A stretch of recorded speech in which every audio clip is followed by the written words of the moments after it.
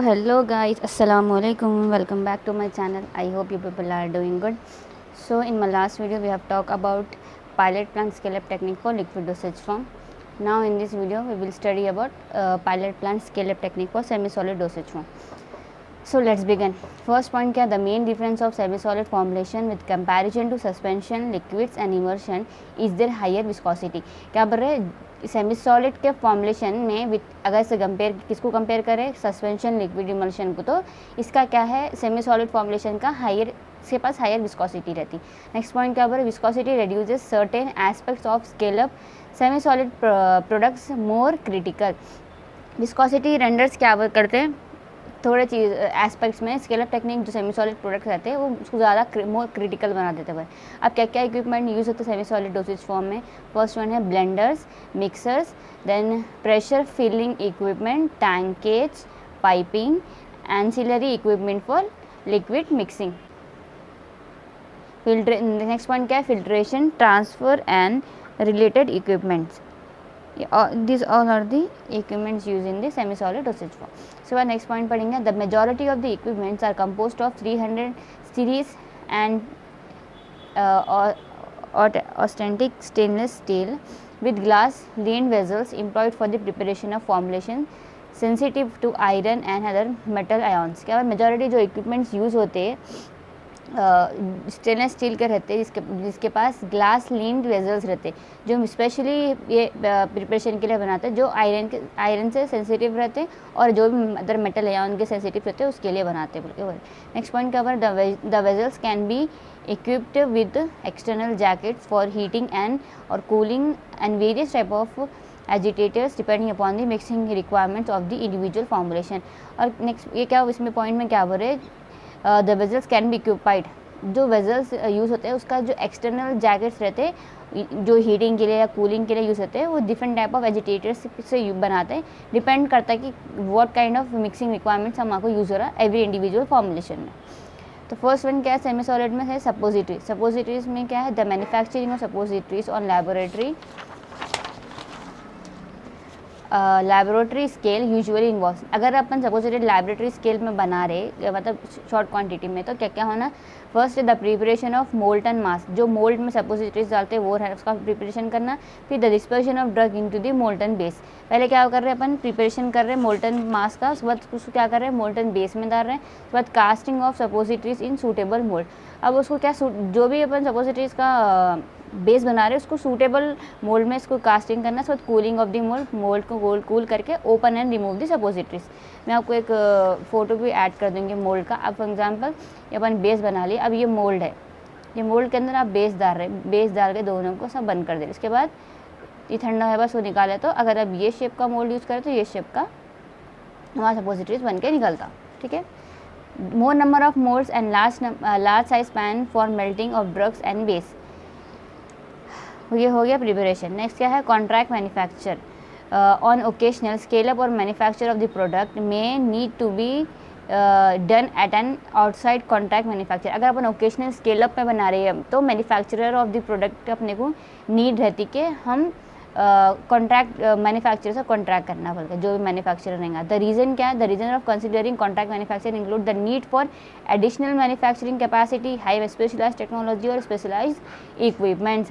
Manufacturer को contract करने का रीज़न क्या है बोले तो एडिशनल मैन्युफैक्चरिंग कैपेसिटी मिलती है, हाई स्पेशलाइज्ड टेक्नोलॉजी की चीज़ें मिलेंगी और स्पेशलाइज्ड इक्विपमेंट्स जो है यूज़ कर सकते हैं अपन टू ड्यूरिंग मैन्युफैक्चरिंग अगर आप कॉन्ट्रैक्ट करें मैन्युफैक्चरर से.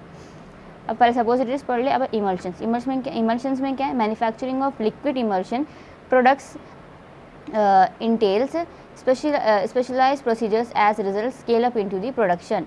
क्या बोले, मैन्युफैक्चरिंग ऑफ लिक्विड इमल्शन बना रहे इंटेल्स में, उसके बाद specialised procedures as result scale up into the production. Next one क्या है, equipment involves extensive process development and validation. Equipments जो भी है उसका जो प्रोसेस है उस डेवलपमेंट से पहले उसको वैलिडेट करना बोल के बोल रहे. अब क्या क्या इक्विपमेंट यूज़ होते हैं सपोजिट इमल्शंस में, फर्स्ट है मिक्सिंग इक्विपमेंट, फिर कहते हैं होमोजेनाइजिंग इक्विपमेंट. नेक्स्ट वन क्या है, screens, pumps, filling equipments.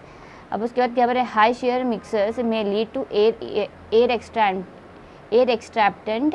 These problem can be avoided by carrying out operation under control vacuum. ज़्यादा हायर शेयर के मिक्सर्स यूज़ करें तो क्या है, उस वजह से अपने को एयर एक्सट्रैक्टेंट का प्रॉब्लम हो सकता है। तो ये अवॉइड करने के लिए कंट्रोल वैक्यूम यूज़ करते, अंडर कंट्रोल ऑपरेशन करके कंट्रोल वैक्यूम के अंदर यूज़ करते, ताकि ज़्यादा एयर एक्सट्रैक्ट नहीं होना बोल के, ठीक है। जनरल स्टेबिलिटी कंसिडरेशन, क्या क्या स्टेबिलिटी कंसिडरेशन अपने को करना चाहिए ड्यूरिंग मैन्युफैक्चरिंग। तो for SUPAC submission the following point should be consider. SUPAC के बारे में अपन नेक्स्ट पॉइंट पढ़ेंगे। SUPAC means scale up post approval changes, यानी अप्रूवल से पहले क्या क्या चेंजेस है, उसको सबमिशन देने से पहले क्या क्या पॉइंट अपने को कंसीडर करना है वो पढ़ेंगे। फर्स्ट पॉइंट क्या, in most cases except those involving scale up stability data from pilot scale batches will be acceptable to support the proposed change. क्या बोल रहे, most of the in most cases में क्या होता, जो स्केल अप स्टेबिलिटी में data जो अपन निकालते अपन पायलट प्लांट बैचेस में, वो एक्सेप्टेबल रहता to support the proposed change.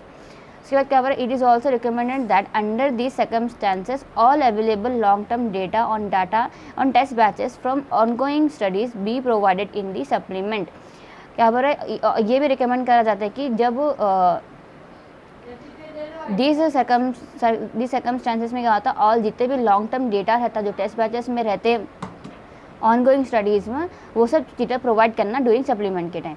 Submission of historical, accelerated and available long-term data would facilitate review and approval of the supplement। क्या बोले, जब आप जो भी हिस्टोरिकल, एसिलेटेड और available long term data use करें तो उसको फैसिलिटेट करने के लिए पहले उसका रिव्यू और अप्रूवल से पहले उसका रिव्यू और करना चाहिए बोल के बोल, ठीक है। नेक्स्ट क्या बोल रहे, commitment should be included to conduct long term stability studies through the expiration data period and the report and the result in subsequent annual reports।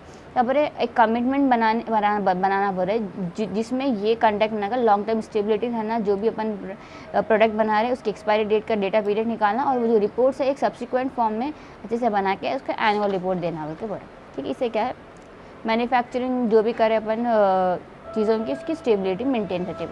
ये तो क्या था, scale up technique for semi solid dosage form. पहले अपन equipments के बारे में पढ़ लिए, उसके बाद साइड हेडिंग्स क्या क्या यूज़ होते हैं वो। तो अपन सेमी सॉलिड में क्या पढ़े, सपोजिटरीज पढ़े एंड इमल्शन पढ़े। सपोजिटरीज पढ़ लिए, उसमें क्या क्या इक्विपमेंट्स यूज़ होते हैं, विच मोल्ड यूज़ होता है सपोजिटरीज में। फिर कॉन्ट्रैक्ट मैन्युफैक्चरर को कॉन्ट्रैक्ट करना, उसके बाद फिर इमल्शन से इमल्शंस का देख लिए। उसके बाद क्या क्या बेसिक जनरल स्टेबिलिटी कंसिडरेशंस रहते, तो अब वो सब चीज़ें देख ले, ठीक है। ये हो गया scale up technique for semi solid dosage form. So that's it for the day. We will meet in next video. Next video में अपन पढ़ेंगे last topic of this chapter. ये पूरा हो गया, जनरल कंसिडरेशन हो गया, सॉलिड डोसेज फॉर्म हो गया, लिक्विड डोसेज फॉर्म हो गया, सेमी सॉलिड डोसेज फॉर्म हो गया। अब लास्ट टॉपिक है SUPAC guidelines. So we will discuss in next video. Till then if you have any doubt please let me know in the comment section. Till then take care, अल्लाह हाफिज़ and bye bye.